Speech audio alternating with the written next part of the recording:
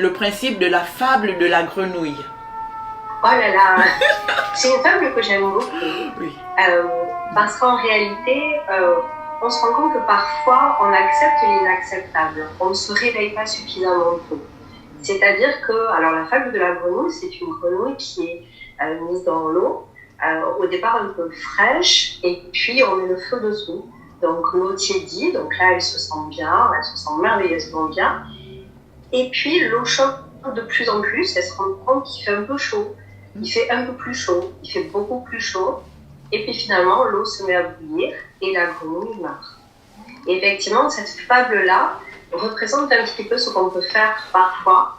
J'ai beaucoup de personnes, par exemple, qui sont très malheureuses dans leur travail et qui ne veulent pas le quitter. Et qui restent et qui acceptent des choses inacceptables.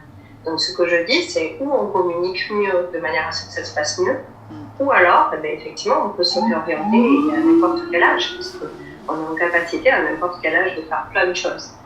Et dans les couples, c'est la même chose. Vous voyez, parfois, on accepte une situation qui est moyenne et on attend que des bons moments arrivent, et puis à un moment donné, peut-être que les bons moments n'arrivent plus, et donc on finit par mourir et par s'éteindre un petit peu.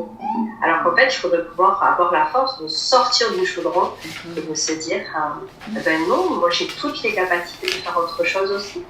Donc c'est ça, la fable de la grenouille, et je l'aime bien, parce que ça montre parfois qu'on accepte des choses parce que c'est un petit peu comme du poison un peu tous les jours. On finit par s'habituer à quelque chose qu'on ne devrait pas accepter.